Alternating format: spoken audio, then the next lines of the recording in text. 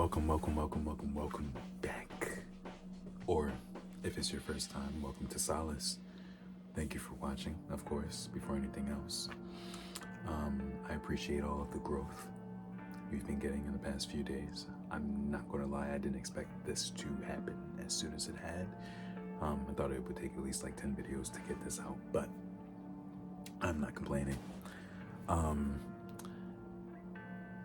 Settling is telling yourself that you aren't worth it. And settling comes in more forms than just... I'll get into it. When we settle for things, what we tend to do is we avoid the fact that we are capable of something else because we are comfortable with where we are. And because we're comfortable with where we are, we're also fearful of what's on the other side of the wall. Now, when I get into these examples, you'll see it's much more than just settling for...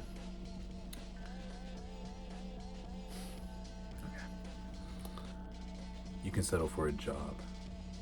But when you settle for the job, it's not necessarily because you're settling for just the pay, but you're settling for the fact that you feel unsure of the possibility of you reaching out for more. You don't feel confident in your ability to reach out past where you are. And so what you do is you confide within the fact that you're able to get by on the means of the pay that you are able to receive now. Settling in a relationship is telling yourself where you are and who you're with is what you deserve. And regardless of all of the negatives and sometimes even the abusive aspects of the relationship, because you have a certain level of comfort, and this is always going to come down to comfort and fear. Because of that level of comfort, you're not going to want to reach outside of yourself and to try to go out of it because you don't know what that looks like. It's like the allegory of the cave. All you've seen all your life are these shadows depicted on the wall. And so the idea that there's a sky that's blue, a sun that shines, it's foreign to you. It's nothing but a story that is painted on the wall. You can hear about all of these relationships, all of these job opportunities that sound good, they sound wonderful, but you don't believe them because you've never seen it. Okay. Now, my biggest problem personally when I see people settling is that I know that we are and we deserve much more than we feel we are capable of. And settling is telling yourself, again, that you don't deserve it. You need to stop doing that. Something I want to always make sure I preface. I'm going to assume that's how you say that, is that you understand that this is for you to help you. I'm nothing more than the stepping stool you need to stay. You need to take the steps. You need to take the steps. I can't walk for you. But I can assist you, and that's my plan in doing so. So when I say these words, while I do want you to take what I'm saying at a level that is deep enough to connect and for you to want to change, you're going to have to take the change. Something I tend to see a lot of is this idea that, I can give you the information and you take the information and you run with it.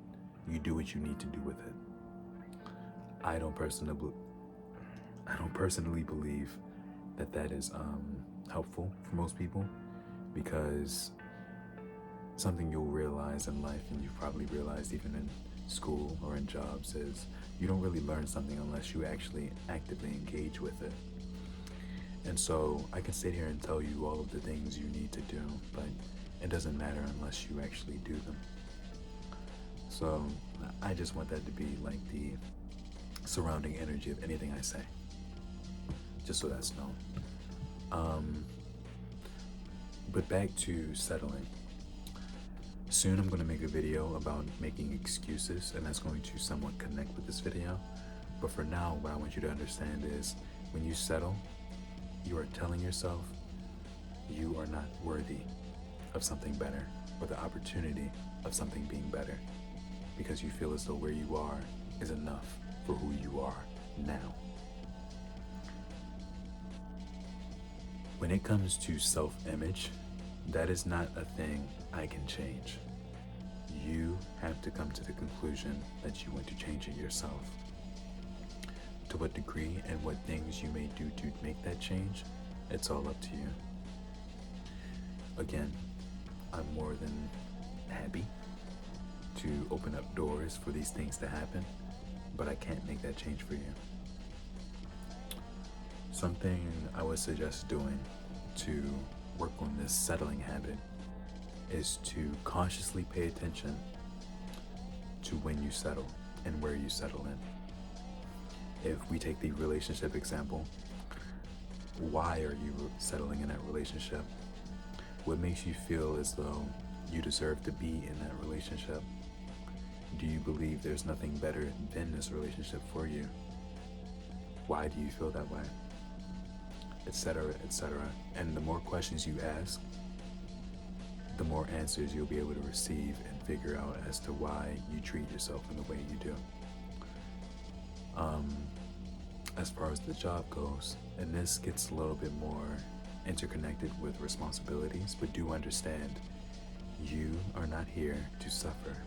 You're here to grow, and sometimes growth takes pain, but pain doesn't always have to be suffering, okay? What I would suggest is you pay attention to where you are and why you're there. If you feel as though you're at something like a dead-end job because you need to make ends meet, it is that scarcity mindset, that feel for a necessity, that is keeping you bound to that place. It is not the fact that that place actually offers something to you. It is the fact that that place is able to provide. It is able to provide the bare essentials for what you need, whether it be for yourself or for your family. Now, bless you, thank you, I know, okay. Now, when it comes to this, what you need to understand is why you're working in that place. If you have a family you need to take care of, understand that your responsibility lies with them, not the company or the organization you work for. Sometimes we can get into a mix of cognitive dissonance. Oh, I'm fucking up today. Because we start to attach ourselves to the positions we place ourselves in. You are not your position. You are not that job. Please understand that you are more than you think. So much more. You are creation, capable of creation. That alone is insane. But I digress. When it comes to freeing yourself from these mindsets, these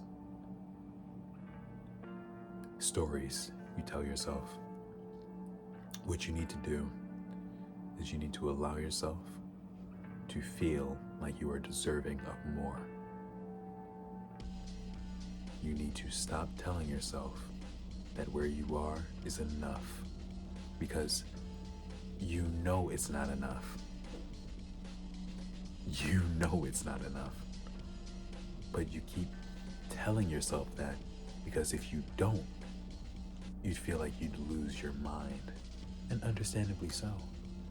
The situations and the world we live in right now, if you don't have some form of cognitive dissonance, 9 times out of 10, you end up falling down a rabbit hole like the black pill, where you believe everything is doomed. When I get into that, I will start talking about self-fulfilling prophecies, but for now, I will just say it is the same thing with settling.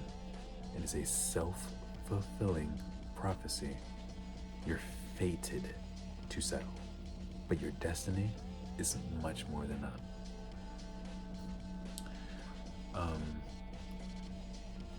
Now, I think the last thing I'll say about this is be easy on yourself.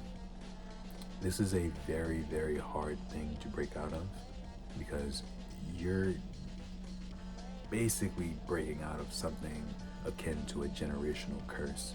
Because if you're settling, you more than likely saw your parents settling, and they more than likely saw their parents settling. So for you to be the one to decide to not settle, not only will this take you beyond anything you could believe in,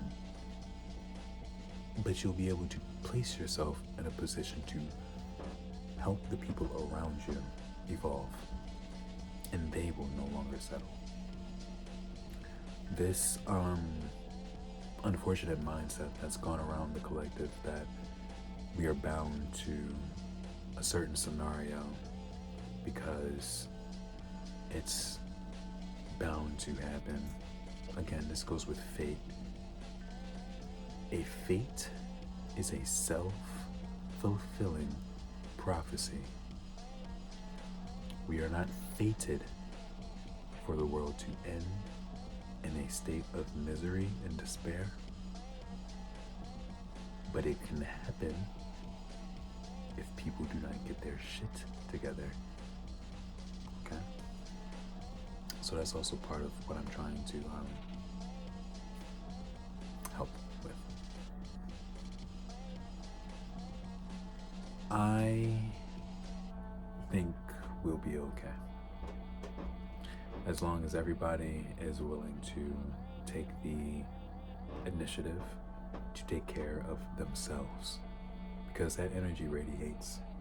Everything you do for yourself, the people around you see it and they feel it. And 9 times out of 10, they have one of two options: either watch you grow or grow with you. And that's at least a 50-50 chance of something good happening. So I think we should take it. So that's basically all I really have to say today. I appreciate everything I've been seeing, all the comments. I love it so much. This has been really fun to start, and I can tell that it's part of what I'm supposed to have been doing, but I procrastinate. You know, only human. So, but I'm getting out of the habit, and I'm enjoying making these more and more every day. Eventually I'm going to be a little bit more concise with the messages I have, because I know I can kind of linger on with some things, but it's because, my bad. Basically, all I had to say was, eventually I'm going to become much more concise with my messages, because I know I can kind of linger in thought while I'm saying some of these things. I'm going off the top of my head for the most part, but I do have a general idea of what I mean when I say some of these topics.